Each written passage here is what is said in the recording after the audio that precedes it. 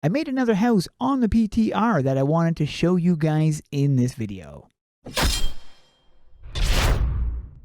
Now, I've already showed you guys the overall idea of what you can do with the housing system. If you haven't seen those videos, you might want to go through my channel so you can check out some of the other stuff I have on the housing.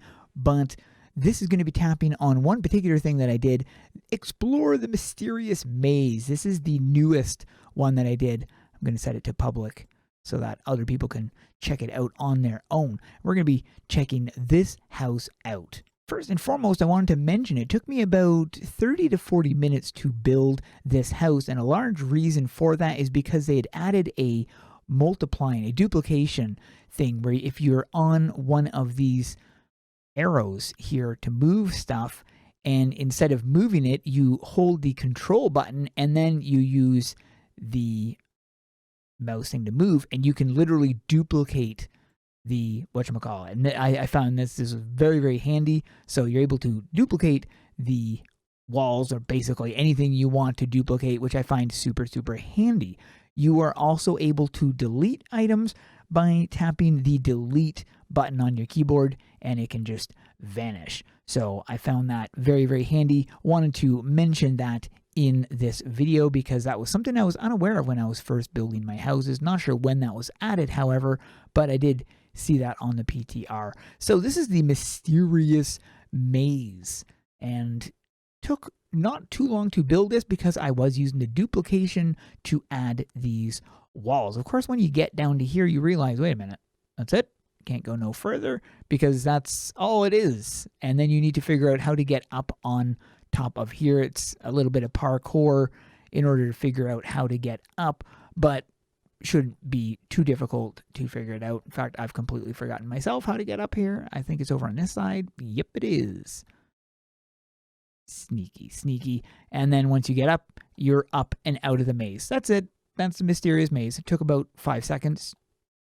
Didn't take 5 seconds to build, but I mean, it took about 5 seconds to complete it. There's nothing else on this map. The main reason why I wanted to do it was to completely create a unique house out of what we were given. And this is what I made right here. A little house on a flat surface sticking out of the water to give you I was going to actually have the whole thing being elevated out of the water and then have a little platform, but decided not to do that, to put it right in the water instead. You can come in here, check out the little house. You've got a little table, a chest, a thing. Of course, you got to have a bear in there.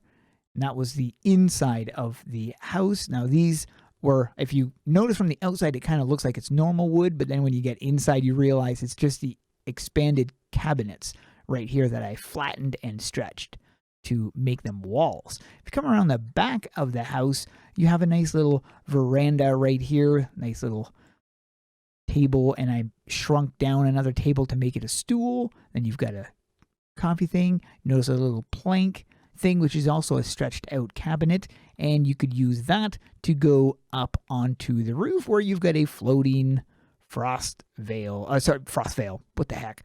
Frost reaver floating right there. And so you can come up there. I'm not sure what the heck this is. You go up and then you're like literally floating in the air. I don't know if it's because of the bear underneath me.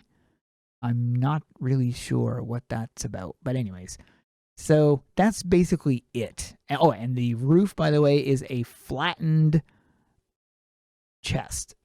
I got the idea for building this from seeing Jungar's house. I was really impressed with his house. Funny story, but when I built that frost reaver, I actually originally had built a huge frost reaver that was so big you couldn't even get anywhere near close to the cabin. It was completely blocked off, and matter of fact, while I was still in edit mode, I went out of edit mode, and upon doing so, it launched me up into the air. This is the footage you're seeing right here where I'm way up in the air and I'm walking on this invisible surface above the ground, which was interesting, but I couldn't get anywhere near the cabin or the frost reaver because the collision on the frost reaver was enormous due to the sheer size of the thing, because it was so big. Anyways, this housing thing is going to be absolutely huge. I cannot wait for it to hit the live